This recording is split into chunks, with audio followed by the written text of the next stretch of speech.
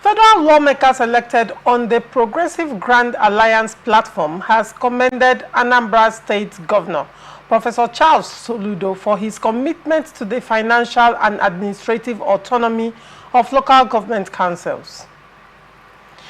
They described as misleading the claims by Labour Party lawmakers that Governor Soludo was making moves to strip the 21 local government areas in Anambra State of autonomy via an executive bill now before the State House of Assembly for consideration. Recall that last week, the Labour Party National Assembly caucus, led by Senator Tony Nwoye, accused Soludo of a ploy to enact the state and local government joint account law, describing it as a circumvention of the Supreme Court judgment granting financial autonomy to the third tier of government.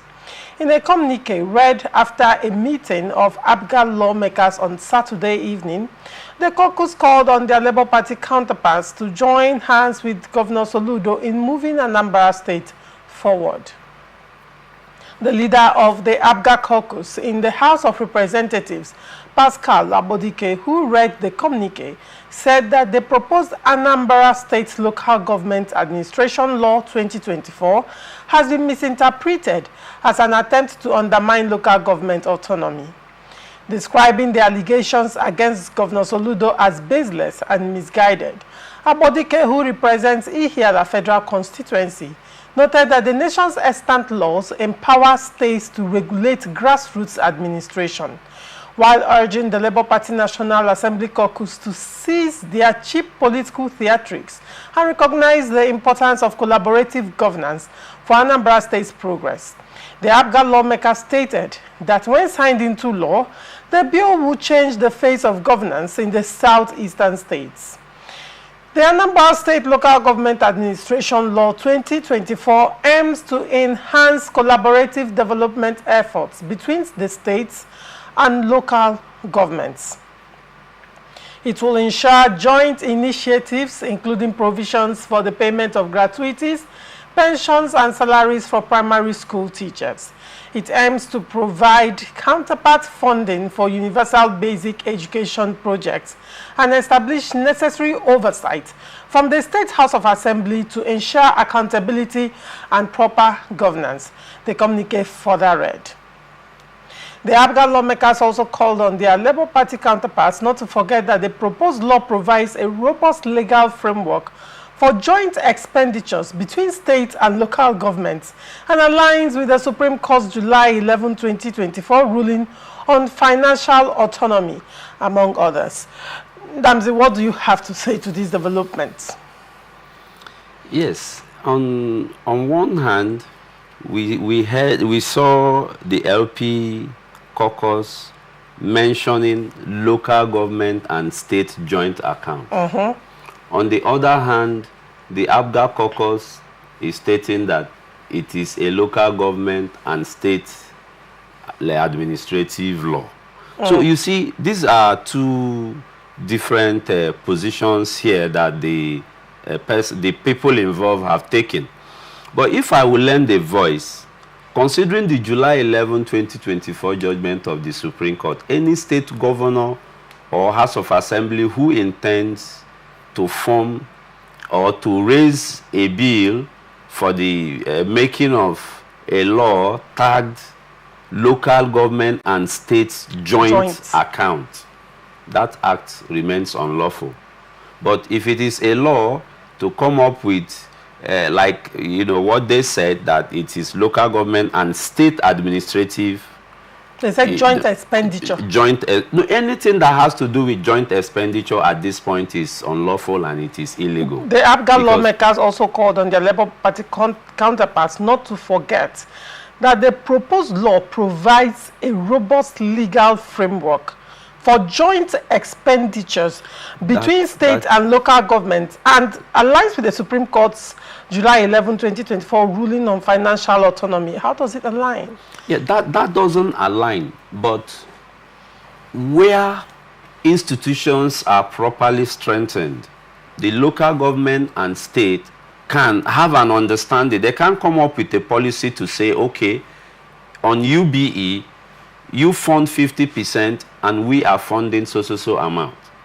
On agriculture, a state, you can come in on so percentage, but anything that has to do with joint account in respect to funding of the LGA or funds regarding the LGA, it's unlawful. So I think the Anambra State Governor, Governor Charles Soludo, should take his time to educate Anambrians on the title and heading of this bill, and also what the bill intends to achieve when it becomes law. What the bill tends to achieve has been stated clearly. It says, let me start from what they said. It said that the Anambra State Local Government Administration Law 2024 aims to enhance collaborative development efforts between state and local governments. It will ensure joint initiatives, including provision for payment of gratuities, pensions, and salaries for primary school teachers. It aims to provide counterpart funding for universal basic education projects and establish necessary oversight function from State House of Assembly to ensure accountability and proper governance. Then the owner finally said it provides a robust legal framework for joint expenditures between state and local government and aligns with the Supreme Court's July 11, 2024. Now, from what they have explained so far, everything has to be joint. Now, if this law is targeted at joint expenditure, joint initiative, that's also joint income. It means that the state will also supervise the income, the funding, the allocation of the local government chairman. This won't one say that this is a, if I may borrow that word, it's not even in English, but I love using it because it drives home the point, Nicodemusly, trying to still have power and influence over allocations to local government. The role of the local government is clear in the Constitution. The role of the state government is clear in the Constitution. I mean, there are two parallel lines. Yes. So the local government can, the state government can actually choose to have their own initiatives, you know, perform their own initiatives. And the local government have their responsibilities, their initiatives, their salary scale. Clearly in the Constitution, they even have people that they pay. Local government civil servants, the local government takes care of them. So now the state houses of assembly, of course, can have oversight function on the expenditures because the state even makes laws for the local government. However, the state coming to say that they are having joint initiatives, joint projects. What's that? Joint expenditure. At the end of the day, it boils down to having joint accounts. Is Soludo trying to go through the State House of Assembly to still implement that jack when the Supreme Court ruling has clearly put that to an end? Yes. You see, governors are not happy with that July 11, 2024 judgment because they see the local government as a cash cow, you know, a means of cashing out. They receive whatever they get from FAC and remit whatever they like to the LGAs. So Soludo attempting this with this law, I think, is suspicious.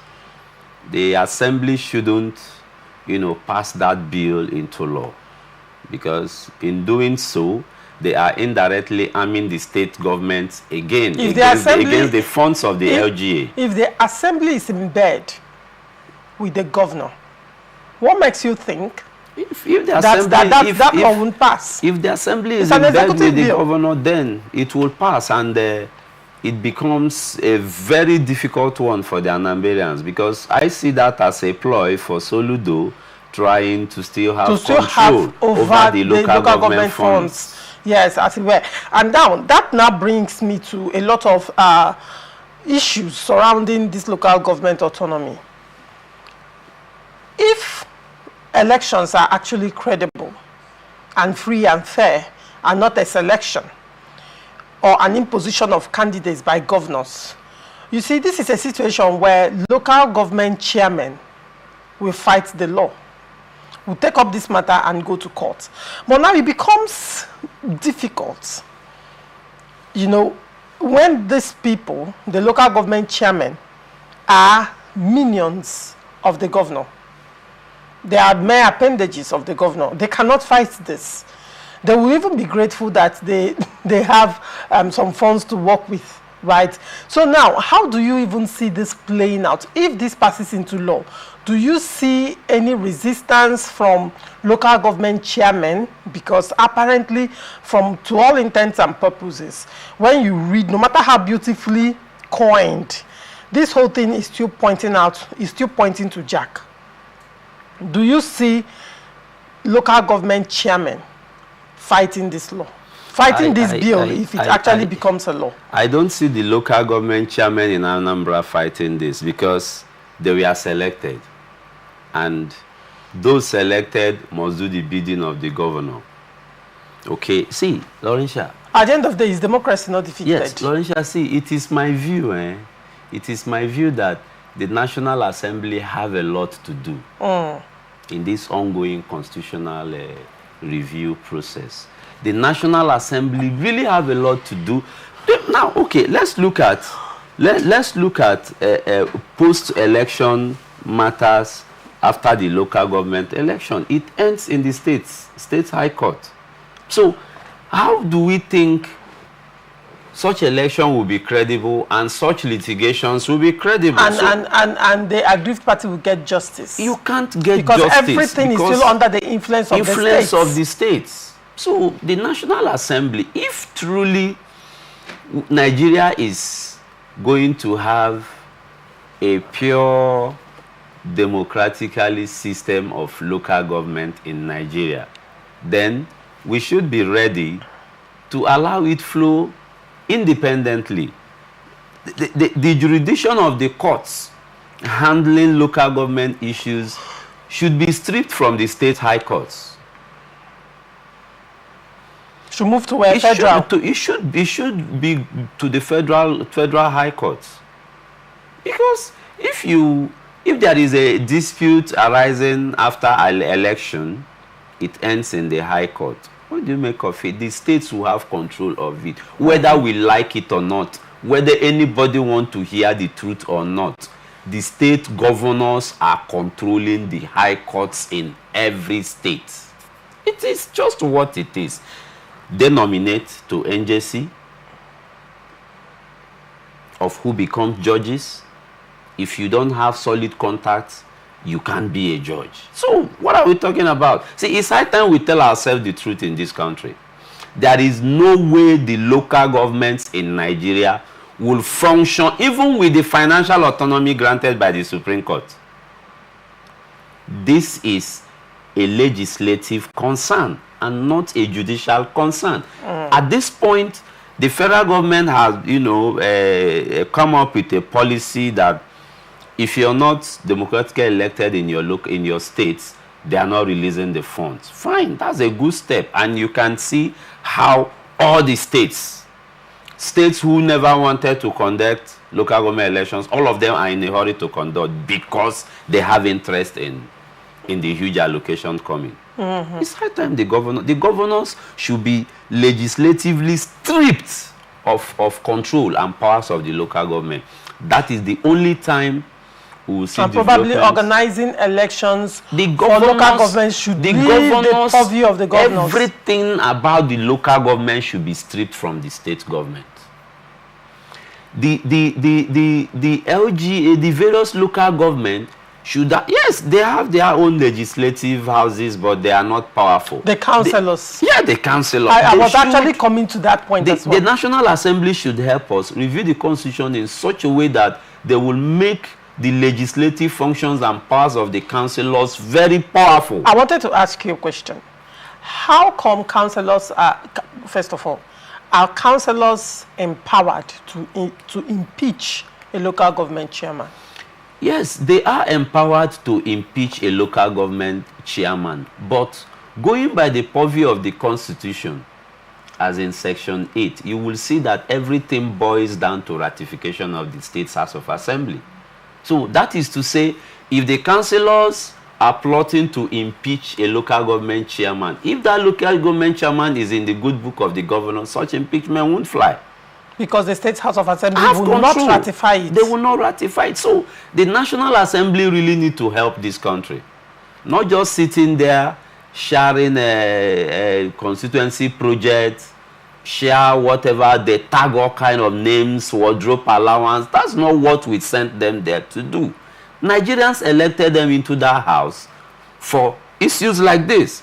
Because one, the framers of the 1999 Constitution do not forget that the military handed over this incomplete document to the democratic regime of 1999. And the National Assembly then didn't do much.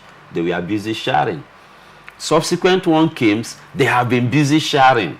We still have a defective working document.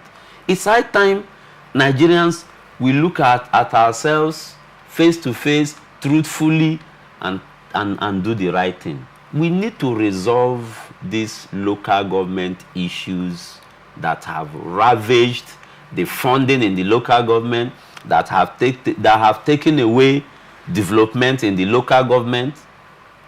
Agriculture is discouraged in the local governments. What I mean is just crazy. I remember when I was a little boy, the local government administration then used to construct roads. Even then with mega allocation. But today, when they receive robust allocation, you can't find a local government chairman constructing road. I gave kudos to a local government chairman. I can't really remember his name some days ago. You know, he completed a major estate project in Lagos. Gigantic project. I don't think any local government chairman in Nigeria has achieved that great feat. So these are signs that the funding in the local government have improved. And the local people also need to be informed that these funds belong to them. Not the chairman, not the caretaker chairman, just like, you know, the example of what they have done in Rivers State. You see the governor gave caretaker chairman billions of naira. And these guys are busy junketing about buying houses in Lagos, some buying cars for their girlfriends, and all that. I mean, this money belongs to the local people. It's high time the people became aware. It's high time the people rose up and asked for what belonged to them. All right. Otherwise, we won't see development in the local government. All right.